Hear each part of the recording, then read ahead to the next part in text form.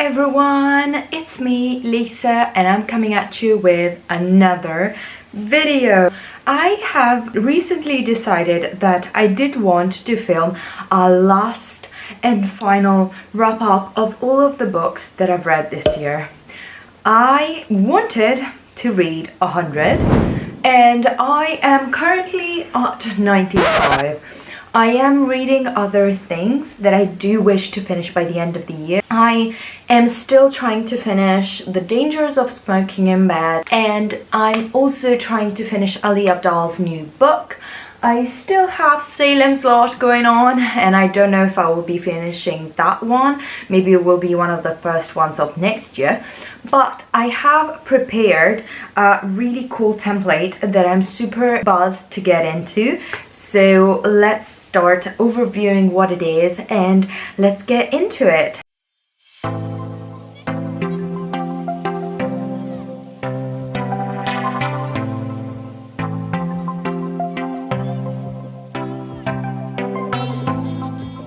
I think it's pretty cool overall, and I have ranked it from top to bottom because I like the colors better and I think they make more sense, and I ranked them with TikTok memes because I found it so fun in the Friends one. The first one is, you know, I haven't been this choked up since I got a hunk of moussaka caught in my throat. That one is one from Adis, and I don't think that it actually means what I want it to mean, because I think he's being sassy and wanting to be fun in that clip, but I did like it because the choked up part for me goes into something cool, and I think that that's for the choking up books, the ones that remain stuck in your throat, the ones that you cannot get rid of because they are so good.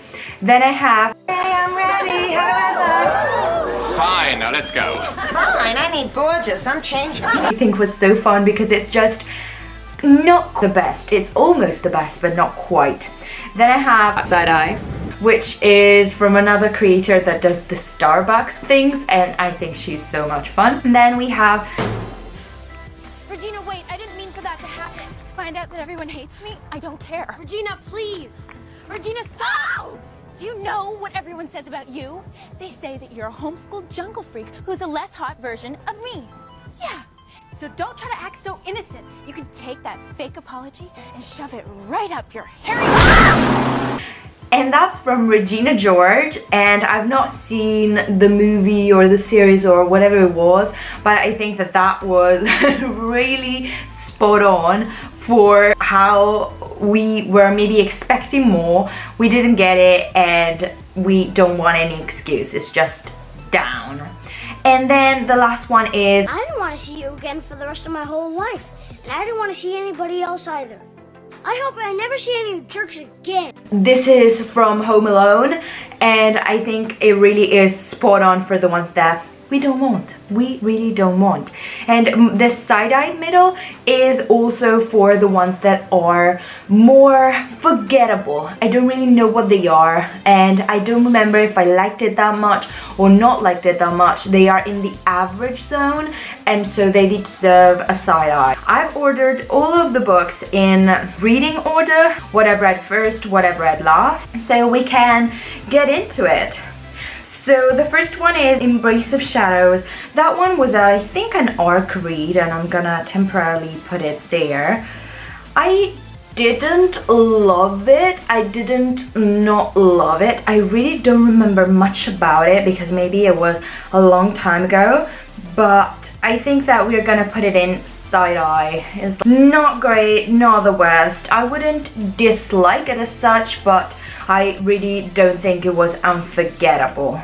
Then this is Unfiltered by Lily Collins. It's a memoir, and I definitely think that that is before the other one, I think, because it's more poignant, but definitely in the side eye. I think it was a nice book. I also have a review. Let me know down below if you want me to post that review of this memoir, but it was okay-ish. It was just, as all the celebrity memoirs, recollection of what happened in her life and talking a bit about her eating disorder, but not much. And I thought it was okay, not incredible. So it was a nice read. Then Within This Wicked Walls, I really liked. I do remember that.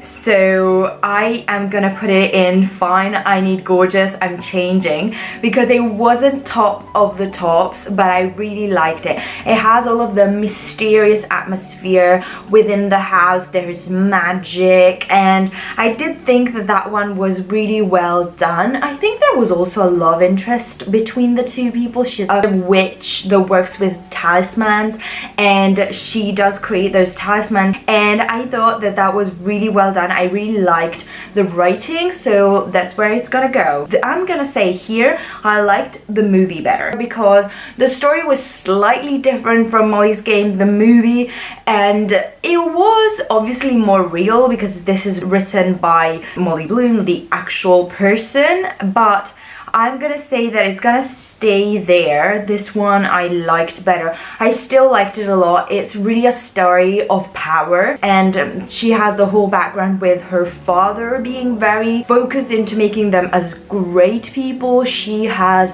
a lot of that going on in her life, and she is great. She becomes great. It goes into poker. There's so much that is to get unveiled within the story, names, people. It's just unapproachable. It really sounds like more fiction than some of the fiction that I've read because it's so crazy, and for me it's just so out there. I just could never imagine doing what she's done, so I think it's really good. Then the final girls support group, I am gonna put it in the fake apology section because I was expecting so much more, and I think that that one fell flat. I don't love it at all. I didn't love it, and it was motivated by a lot of anxiety and paranoia also from one of the characters that is actually the main character, and she's so paranoid about everything after an accident that happens at a summer camp, and then all the other people that were involved within it move on and she doesn't, and at the end of the day it turns out that she was quite right, but overall it was kind of a mess, so I didn't love that one. The Child of Blood and Bone, I'm gonna put it in the side-eye category before An Embrace of Shadows, but it wasn't special. It was nice, but I've seen it described as a very generic plot, and I do agree. It was a generic plot, not memorable. The characters kind of blended in together with one another. The story was not unforgettable. It was very standard fantasy, so I was expecting a lot from this book, and I was planning on reading the sequel straight afterwards, but because it didn't leave me with much, I didn't go on in the series because I didn't love it. Black Sheep, maybe it wasn't the actual worst, but it's gonna go in the I don't want to see you again for the rest of my whole life because it just wasn't good.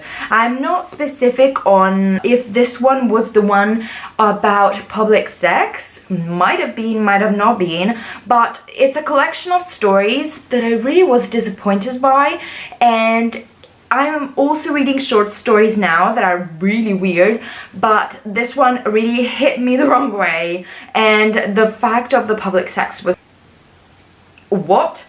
And Black Sheep, it could also be about a boy, but because it's so unrememberable, I'm gonna stick with my gut and put it there. Didn't love it at all.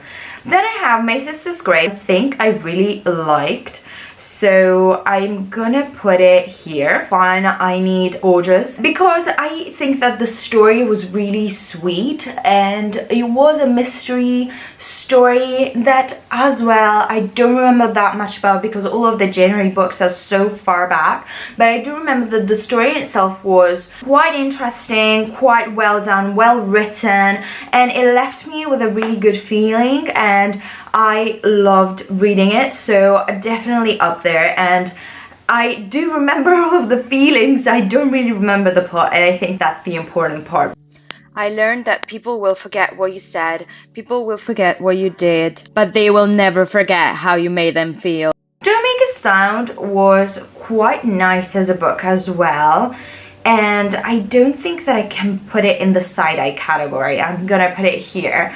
And this is after the other ones because it was not the best, but it was a thriller as well, and there are these kidnapped girls in this family as the main characters, and police is investigating where the girls went, and the whole story that comes together, how they act, because it's more than one collected at different points in time. It was really, really good. I love thrillers, if you cannot tell. The Bone Farm, okay, it can go in the side-eye category because it wasn't the worst, but it was one of those generic thrillers that you get on Audible and that are quite sounding the same, quite into a lot of tragedy to make you feel something, but it feels very much the same as many other stories. This one, finally a great story. I fell in love with this story. It's the first one that I'm gonna put in the green category, and I loved that one. It was one story of ghosts that was so heartwarming, so heartfelt, and it's about a haunting within a mansion, and it was so great. My boyfriend and I both read it. There's this group of kids that is stuck within the mansion that won't go away for a reason that the psychic doesn't really understand until the end, where they realize there's one kid that was stuck somewhere and they didn't want to go past if the kid wasn't with them, and it unveils the whole story of the orphanage that was set in this mansion in the past, what happened there, which was distressing at best. It was terrible, and the whole story has a heartwarming ending, and if there's a possibility of how hauntings can happen, I want that in my house. Then buried deep, I'm gonna put it here because there is a deep layering within the story. I thought it was surprising. Thriller as well. I have to put it in fake apology. Oh no, it has twists and turns. Oh, I'm battling. Okay, shut up. I'm gonna put it here because there is unveiled layers to people within the story that wasn't something I was expecting, and I liked it. This one I'm gonna put in the I don't want to see you ever again. I don't know why I have brought in this photo for it, but it's the Red Scholar's Wake. You can see my full review on the channel, but the book for me seemed more of a draft than an actual book. It felt incomplete, and it also was very confusing, and I had in my head an imagery that lasted for way too long of something super cool happening that then ended up being false, and the confusion between the interactions between the characters and everything else that happened in the story really made it atrocious. But look at the full review. I just don't want to see it ever again. Benito Sereno, I've read it for the second time, and for how famous this story is, I think that it's gonna be in the fake apology group because it just wasn't it, and it's just a pure preference. I'm not going into the layering, the meaning behind it. It's just the story itself I didn't like. For everything else, it was a really crucial and important book to read. Then Heartstopper, I'm gonna put it last in this category, and I know so many people love the Heartstoppers, but here I want to put only the creme de la creme, best of the best. Heartstopper for me was a really nice story, don't get me wrong. I liked it, it was sweet. I liked the exploration of sexuality, intimacy, so it was not one of the ones that really made my heart stop. Dad jokes. This is a dad joke. The Lost Apothecary, I need to put it in the side eye because what was this? It was a parallel story between past and present, and something that happened in the past that gets rediscovered in the present. We have the two stories going side by side. I found it deeply underwhelming and deeply okay. The story wasn't great in itself, could have been so much better. There was nothing that spoke to me beyond the pure ordinary. I was very puzzled. Why was this so acclaimed? Blackheart, I don't remember at all what it's about.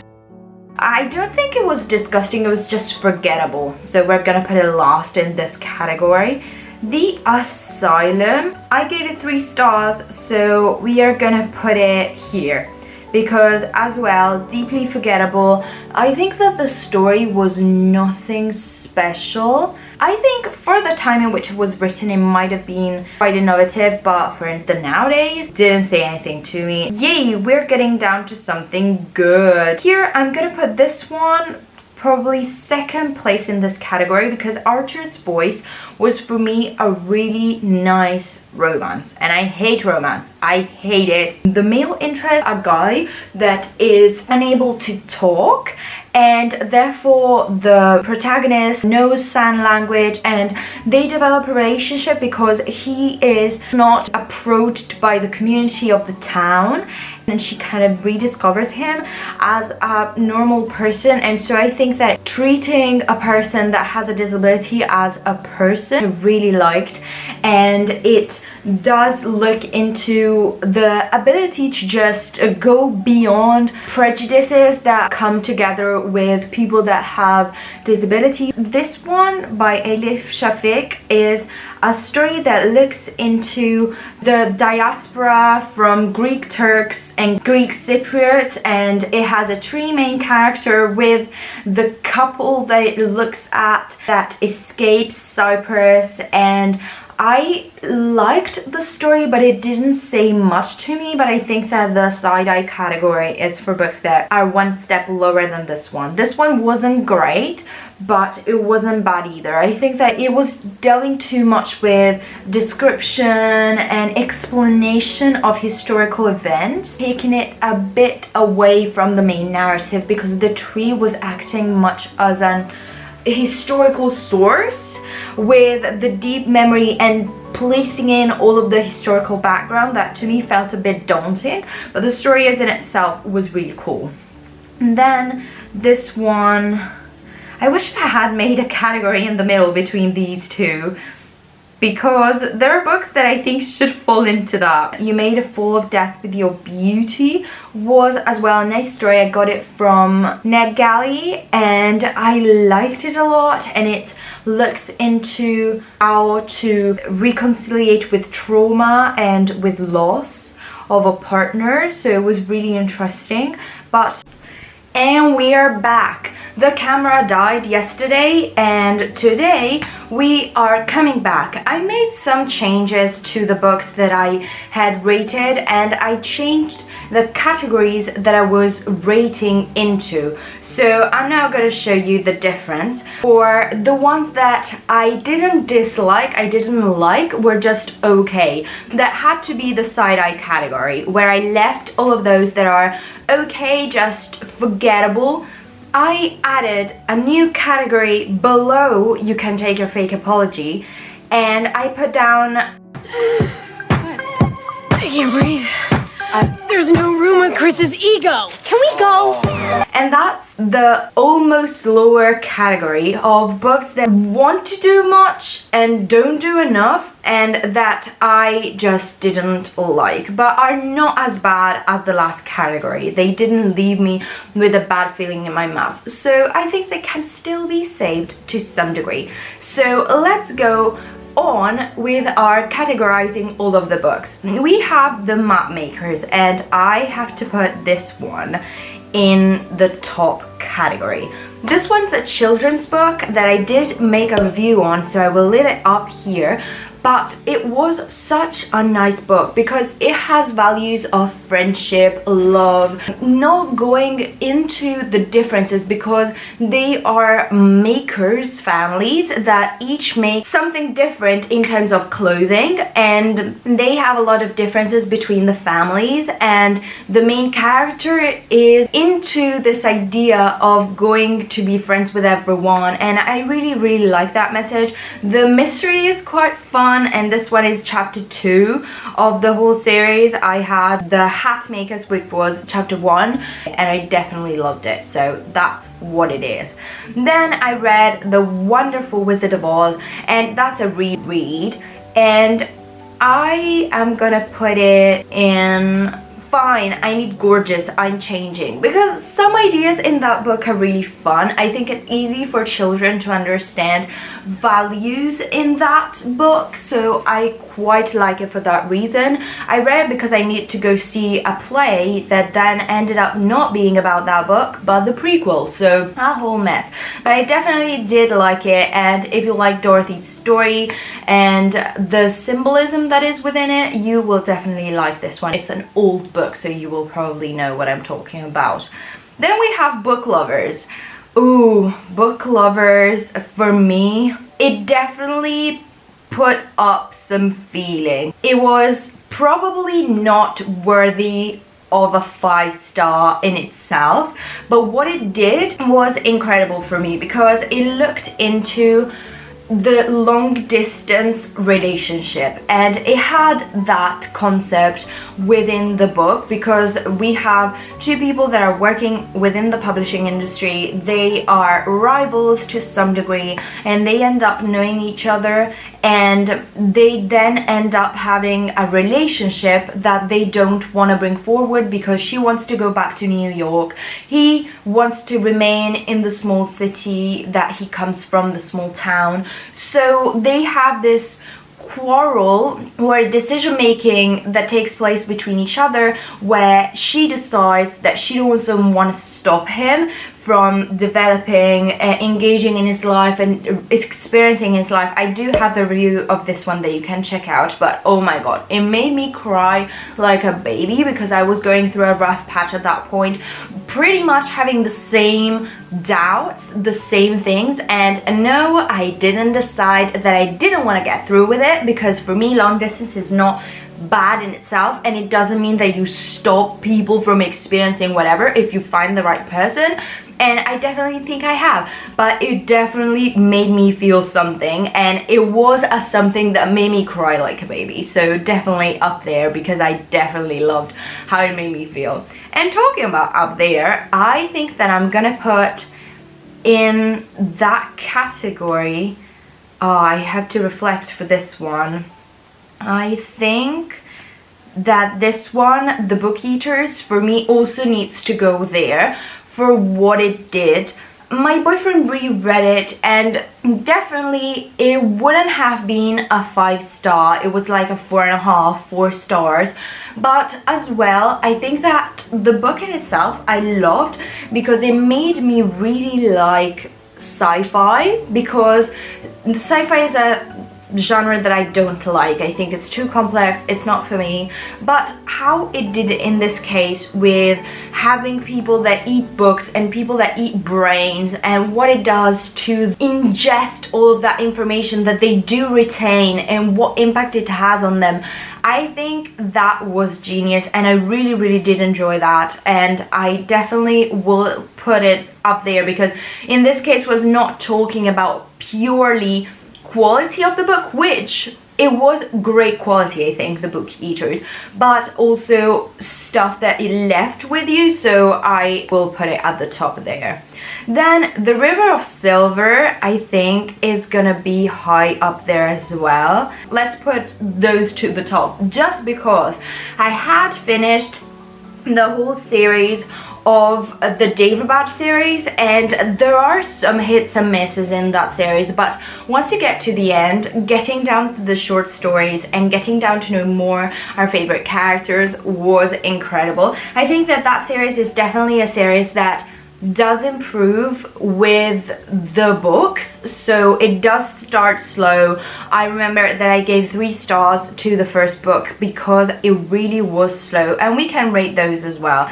Here's the first book, we are gonna rate it, and I think first book is Side Eye. Not because it's completely not good, but I think that we need a side eye here because it could have been a bit better. It was really slow, it had a lot of politics in it, and the stories are parallel between Nari and Ali, and I didn't love that because I didn't see the point of Ali at all within the story. And I think that what the story does is it makes you really fall for Dara, and then Dara is a really shady person, makes really questionable choices, but we still have that beginning love for Derek. Ali on the other side that is annoying, it has many problemums, and I didn't love the setup. It was very slow, stopped for a long time. But then I went on to read Kingdom of Copper, which is book number 2, and that improved. But it wasn't the total top. I think I'm gonna put it here. It wasn't incredible, but it was definitely better than book 1. It had development within the side characters, the story had developments, the magic was great, and I did enjoy it a lot more. And I have a full review of the series. And then we have Empire of Gold, which for me, it topped all of the other ones in the series. So I'm gonna put it here somewhere. Yeah, I'm gonna put it here. And I really liked Empire of Gold, but it wasn't top notch. It was good, but then the stories of River of Silver topped that, because I like to know everything about the characters, and it was really going right in there, telling you exactly what you wanted to know, whereas Empire of Gold was great, but not top, and I do stand by that. Then the Atlas 6. When I did read this one, I read it before I read She Who Became the Sun, which I didn't like as a book. And I do have a review for that one as well that I was criticized for because it said that I didn't appreciate culture and stuff, but that's something that you might think, but that's not at all why I didn't like the book. Okay, I'm gonna change this one. I'm gonna put it up here. This is like books that want to do much, but they don't do as much. And I think that the Atlas 6 wanted that. It wanted the pretension. It wanted you to feel so much for those characters, but I talked before about the fact that the character that is teased and ridiculed the most is suffering from anxiety, which I didn't like at all, because everyone was despicable as a character. No one could be saved. Everyone sucked. And so where does that come from? The criticizing of her if they too sucked. And overall, the whole book, I think, was trying to achieve a lot, going into the dark academia realm, but trying to do it a bit too hard. So I'm quite disappointed by that. In hindsight, I think that it could have been better. Then this one, I think I'm gonna give it a side eye. The Sorcery of Thorns. It wasn't bad per se, but I think that it was generic. The ones that I'm putting here are quite generic stories that don't stick with you. And I think the Sorcery of Thorns was creative, cool, but not incredible. It didn't make me feel as much as I wanted to.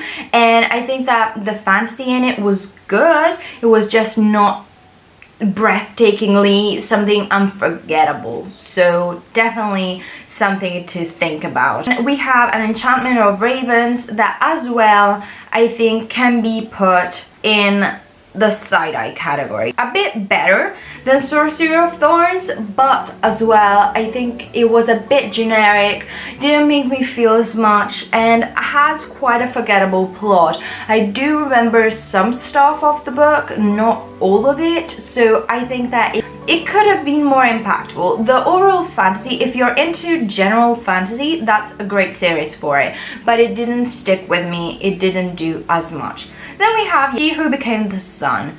That one, people are gonna criticize me for it, but I think that I'm gonna put it here. It wanted to do a lot, and for me it didn't do as much. The critique that I gave in the other review that people seem to ignore is the fact that for me how the book was structured wasn't doing much, because it was skipping over parts that for me were important to delve into to bring back the emotion, and put too much emphasis on other parts that for me could have been a bit more left behind. Now, I've read afterwards that this book wanted to be a reimagining of China with a female leader that is queer, and okay, that's perfectly fine. What it didn't do for me was it didn't have a great way of expressing things, a great way from going from one event to the other.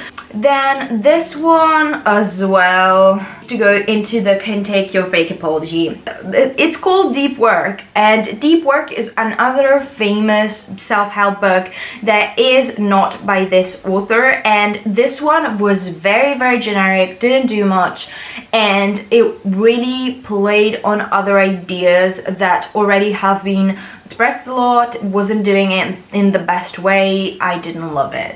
The Art of the Sun Warrior. I think that this book was not as great as the first book, and I'm gonna put it in side eye because I have read this critique and I do agree. There is a love triangle that goes on for way too long, and that is, for me, not the best, because both male characters in the novel, by letting her have the ultimate say, I think it took away power of the relationship, because it was her making all of the decisions of who she wanted to be with, why she wanted to be with that person, and the overall story was really interesting. I liked the descriptions a lot, but I did think that it fell a bit more flat than the first book in the series, which I loved more.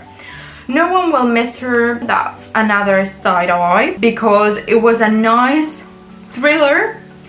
It just wasn't incredible, and I think that we have been saying this over and over. Quite generic, quite cool, but not incredible.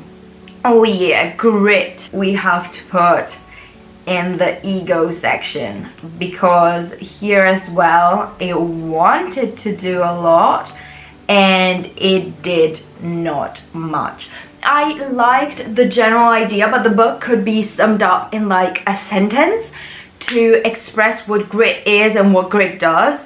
That is basically going through the pain and doing things anyway. So yeah, definitely wanted to do a lot, did what it could have done in 3 sentences in like a whole book, which was a bit excessive for me. A River Enchanted, I think we're gonna put this one in the side-eye section around all of these books, because as well, it was a cool fantasy, but it wasn't incredible, not so memorable, not so special. I think that the thing for me is that the characters didn't stick with me, so it makes them quite generic in the eyes of the ones that are at the topper, higher categories that really stuck with me and that I really liked. So this one, generic.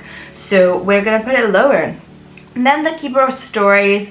My boyfriend didn't like that one at all, and I think that I have to put it in this category, maybe up here, because it's a nice concept overall. The main character is a cleaner and she has a husband that doesn't appreciate at all what she does, and so it kind of goes back to the idea that I really love to have more humble jobs that can bring satisfaction to people and not be something that people strive to do. So like house cleaning is something that is not glamorous, but it can be really satisfying, and it's a more traditional job, something that people don't want to do but have to do anyway if they don't want to live in terrible conditions.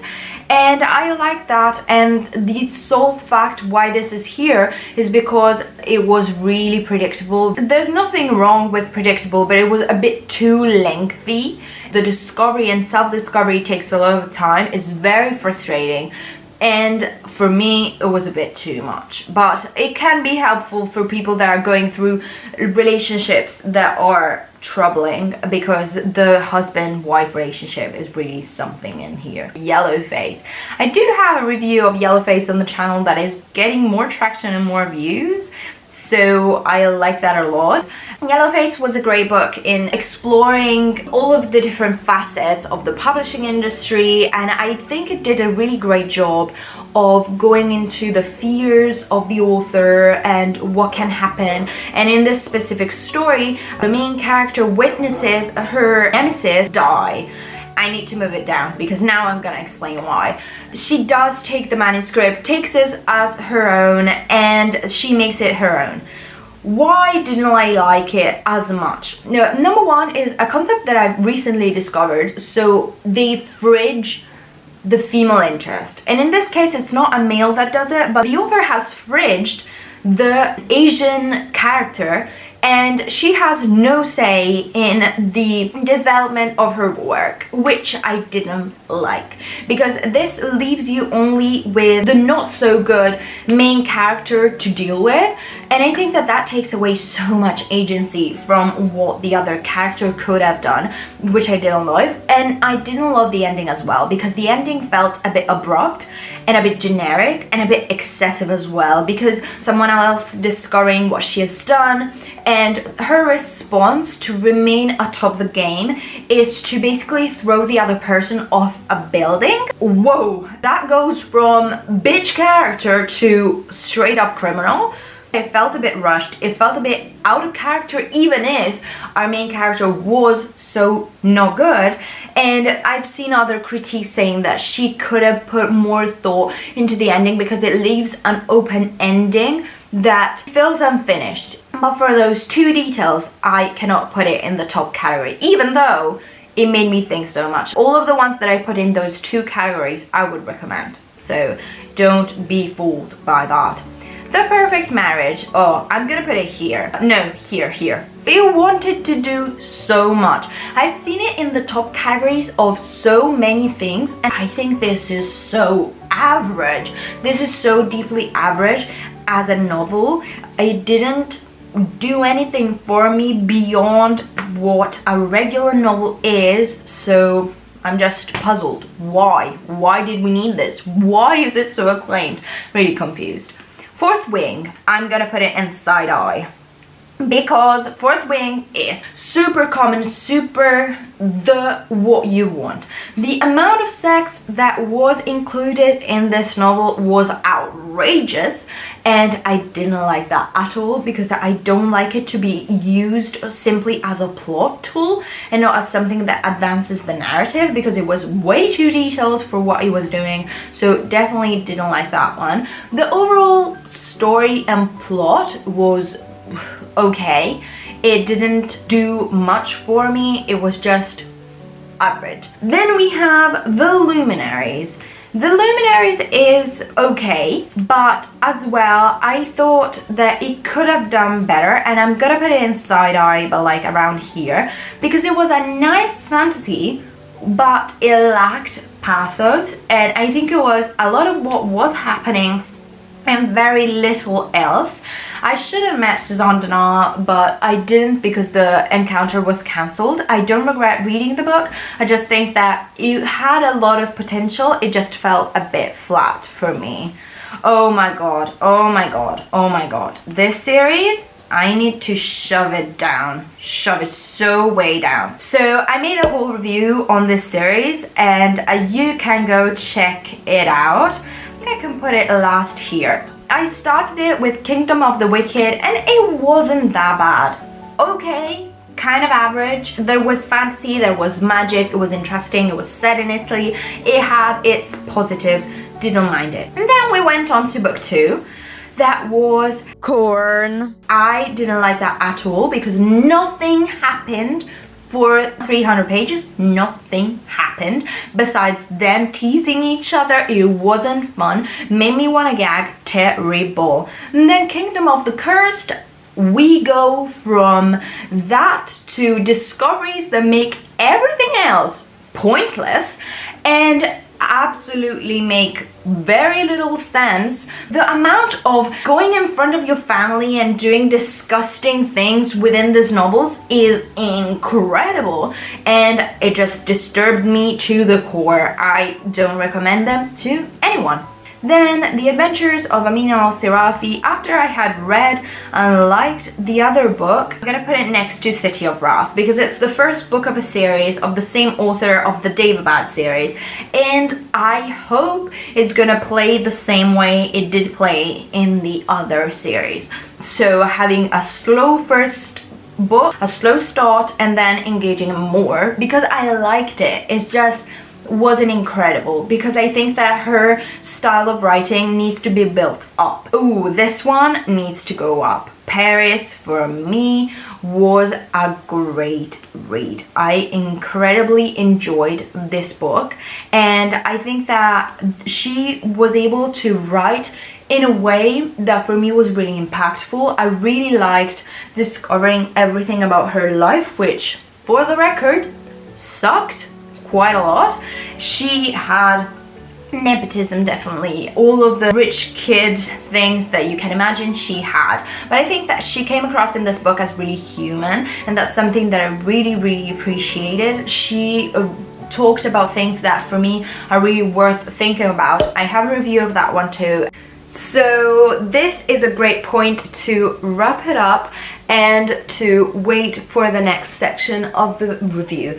I hope that I will bring it to you as soon as possible. I'm really excited about this project. I really want to celebrate the fact that I've read all of those books, but because I read all of those books, it's very complex to make it a coherent and single thing, because I've seen other people that made it 1 hour long, but I personally feel a bit uncomfortable making you watch for all of that time if you're interested.